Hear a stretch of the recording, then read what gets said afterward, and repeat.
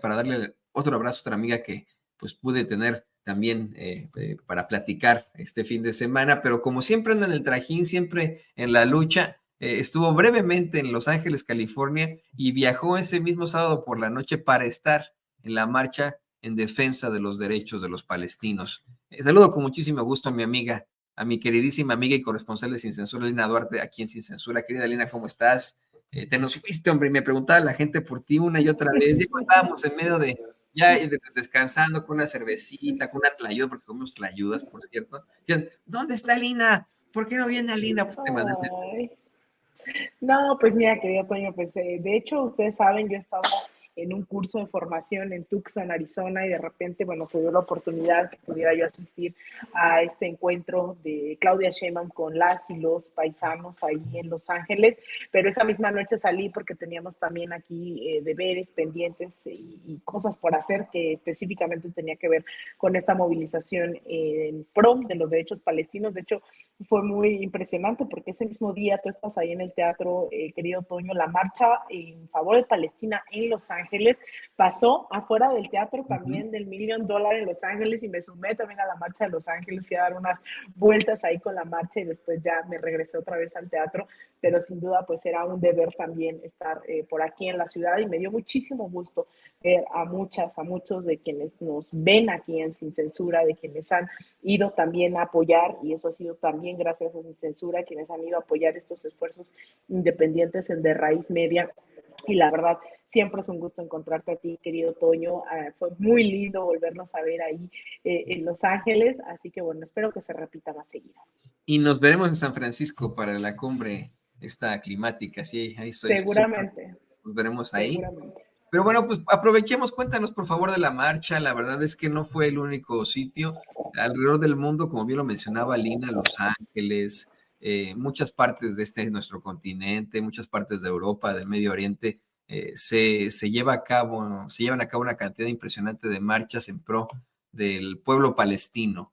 Una marcha que no tiene alguna circunstancia política, esa es mi opinión, que no tuvo una idea política de expresarse, de estar con un lado o con el otro, sino un simple y sencillo llamado a la paz y el hecho de denunciar que un Estado sí político en estos momentos está cometiendo un genocidio.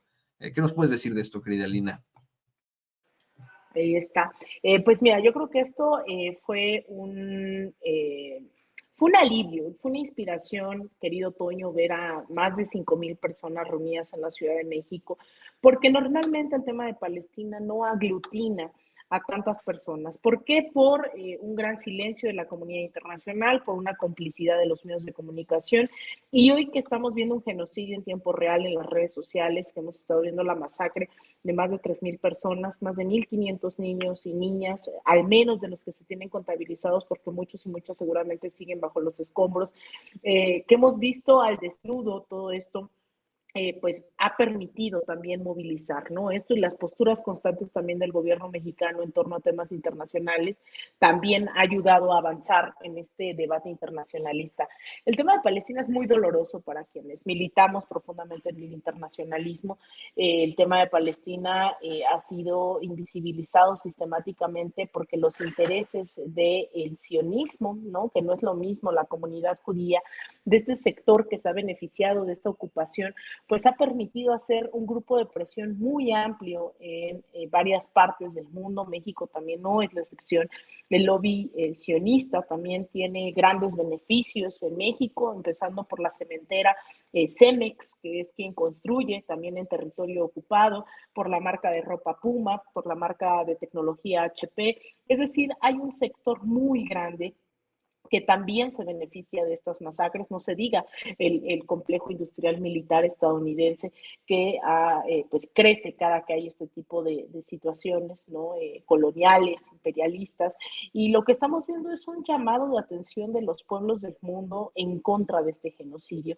Este fin de semana no solamente fue la Ciudad de México ni Los Ángeles en donde estuvimos, estas marchas se vivieron en Caracas, en Bogotá, se vivieron también en más ciudades de Estados Unidos como en Chicago, como en el propio Washington, D.C., unas marchas multitudinarias también en Nueva York, en Londres también.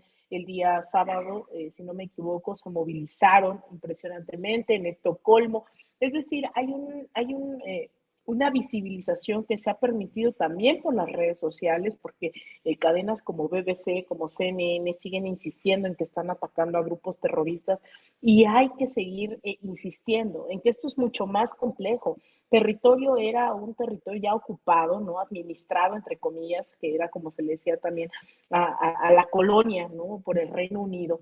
Y después fue cedido, ¿no? Bajo los deseos de un grupo de sionistas para que empezaran a migrar hacia territorio palestino y después empezaron a ocupar el territorio. Son varias las propuestas que se han hecho, a pesar de que es una ocupación, se ha propuesto que se hagan 2 estados y que ahora lo que estamos viendo es cómo esto durante 75 años fue una constante, pero ahora tenemos redes sociales que nos permiten ver en tiempo real la masacre de muchos niños, de muchas niñas, de al menos una veintena de periodistas que han sido asesinados, de varios funcionarios de la Organización de las Naciones Unidas, es decir, gente que evidentemente no es terrorista, ¿no? Es muy fuerte ver cómo está ocurriendo todo esto en tiempo real y solo las movilizaciones y las presiones internacionales, querido Toño, van a hacer que esto logre detenerse. Esto no es una cuestión de derecho internacional, esto es una cuestión de vida o muerte, esto es una cuestión en donde si no salimos y alzamos la voz de forma y sumamos, ¿no?, esfuerzos, esto puede ocurrir en cualquier parte del mundo y tan así, Toño, y con eso cierro, que hubo una evaluación incluso de los grupos sionistas para ver en dónde ocupaban territorio. Palestina fue una de las opciones por pues estar Belén, Jerusalén.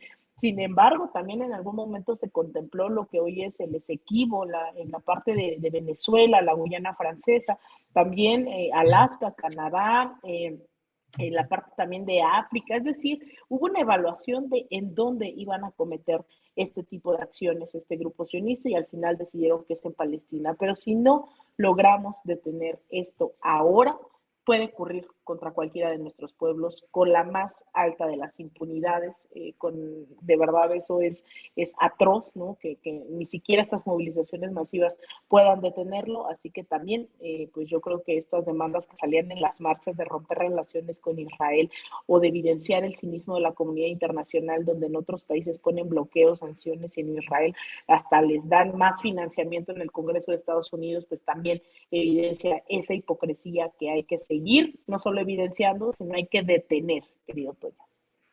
Sí, te iba a decir que le voy a pedir al equipo que por favor nos grabe, que desde muy temprano he venido planteando esta reflexión. Considero de que estamos en un momento muy difícil para la humanidad, un punto sin retorno, un punto de inflexión en el que podremos en algún momento hablar del antes y del después, en el que podemos pensar en un momento que cambia a la humanidad como lo fue la Ilustración en su momento, como lo pudo haber sido el Renacimiento también en su momento.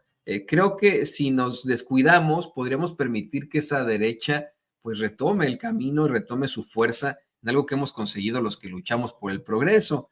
Y me gustaría, pues ya para cerrar, porque sé que andas aquí también del tingo al tango, me gustaría escuchar tu opinión sobre el resultado en las elecciones en Argentina. Se van a la segunda vuelta, no gana Milei como se esperaba, y bueno, para beneplácito de muchas personas. En todo caso, obtiene la mayoría Sergio Massa, pero debido a la cercanía entre ambos candidatos, se van ya a la segunda ronda. ¿Qué opinas de esto, Alina, bajo la perspectiva de que se trata de un tipo completamente desquiciado de la ultraderecha?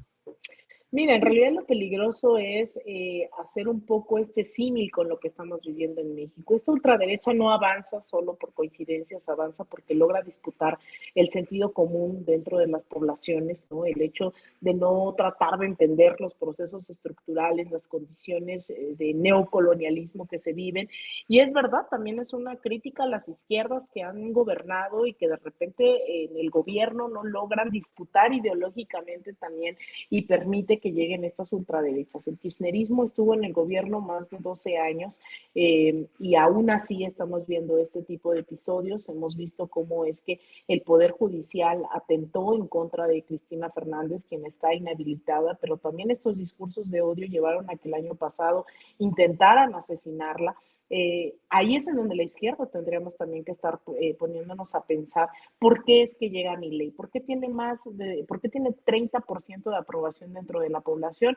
Es verdad que Sergio Massa llega con 36-37% en esta primera vuelta, pero las cifras y los números obviamente no nos hacen ir a descansarnos y a cruzarnos de brazos, al contrario, es sumamente preocupante porque Sergio Massa tiene el 36,7%, si no me equivoco, por aquí lo anoté, tiene el 36,7%, mientras Milei tiene cerca del 30%, pero también vemos cómo es que pues una derecha que no necesariamente es la ultraderecha, como Patricia Bullrich, tiene el 23,8%, y también hay una apuesta que es abiertamente de izquierda, del Frente de la Izquierda y de Trabajadores, que es Miriam Bregman, que tiene menos del 3%. Es decir, estamos permitiendo que la izquierda ceda a la ultraderecha, que vayamos hacia el centro y que la gente no se quede convencida con apuestas realmente de izquierda. Entonces, sumando esto, evidentemente, entre Milei y Patricia Bullrich, que son la derecha, tienen ya más del 50% de los votos. Todavía no estamos tranquilos, es una realidad que puede ganar Milei si este voto de la derecha tradicional se suma en la segunda vuelta, mientras a Massa realmente quien se le podría sumar es este 3%, ¿no? Y llega al 40%, si acaso al 40% del electorado, más el otro candidato que también sería un voto que todavía no tengo certeza hacia dónde se iría. Pero ahí es en donde hay que preguntarnos, este escenario ya lo vivimos en el caso de Chile hace 2 años, cuando llega Gabriel Boric. En las elecciones internas se tiene un candidato abiertamente comunista, que es Daniel Jadwe, que tiene muchísimo apoyo dentro de su espectro, ¿no? Ahí en Santiago de Chile, en el sector de la Recoleta, él es del Partido Comunista Chileno y él tenía apuestas sumamente de izquierda. Sin embargo, la gente, por esta falta de información de qué es el comunismo, qué es el socialismo, etcétera, votan por Gabriel Boric, digamos, como su candidato de las izquierdas. Y después se enfrentan a un José Antonio Cast, que es de ultraderecha, que es exactamente la réplica de un Milei. Milei es un poco más descarado aún, pero las apuestas políticas eran exactamente las mismas en Chile. Y termina ganando un Gabriel Boric por un voto antifascista, ¿no? Un voto en contra de la ultraderecha, que esperemos que eso es lo que logre primar en Argentina. Aún así, yo creo, Toño, que tenemos que seguir haciendo una pedagogía de las izquierdas, seguir explicando qué significa la derecha, porque la derecha no es solo ver qué privatiza y qué no, sino son proyectos de muerte, de acoso, de exilio, etcétera, etcétera. Es un proyecto de las minorías en contra de las mayorías y eso hay que seguirlo explicando, hay que seguirlo diciendo a la gente y sobre todo ahorita que estamos ya a un año de que acabe el gobierno del presidente López Obrador, que la apuesta y los cambios tienen que ser a largo plazo, que hay que cerrar filas, que se tienen que tener proyectos de izquierda, proyectos que reivindiquen las luchas sociales, que cada vez se sume más gente, pero bajo estas banderas, ¿no? Entonces eso también me hace pensar en el gran trabajo que tenemos aquí en México. Los grandes liderazgos se van, pero el pueblo resistiendo se queda, así que las tareas que nos quedan para el 2024 en México son aún mayores que las que nos corresponden hoy en día con la tranquilidad de tener en el Congreso, la presidencia, etcétera, políticas por las cuales se lucharon durante varias décadas, pero eso que todavía no está conquistado, eso es terreno fértil para la derecha. Entonces, estos debates de lo que está mal en temas de migración, o por ejemplo con las y los mexicanos en el exterior, que veíamos el sábado que le reclamaban a la doctora Claudia Sheinbaum, pues que los consulados pues también todavía no funcionan como deberían, ¿no? Entonces hay que poner atención en los consulados, pero también en las políticas migratorias de México, en las contradicciones del partido, movimiento, gobierno, etcétera, para que la derecha no saque ventaja y tengamos al rato, imagínense, se me imagina, Milei es una mezcla entre el Verástegui, Lili Telles, Kenia López Rabadana, y para que se den una idea, este señor de verdad, facho, entonces, esos tenemos aquí, pero no permitamos que crezcan como espuma para que al rato nos disputen la presidencia, Toño. Así es, y vamos a ver qué pasa con el caso argentino. Mientras tanto, a mí no me queda más que agradecerte, querida Lina, por tu apoyo, como siempre, por estar aquí con nosotros, y nos vemos muy, muy pronto. Por favor, compártenos también tus redes sociales. No, hombre, gracias a ti, Toño, siempre por este recibimiento y obviamente a todos los que nos ven.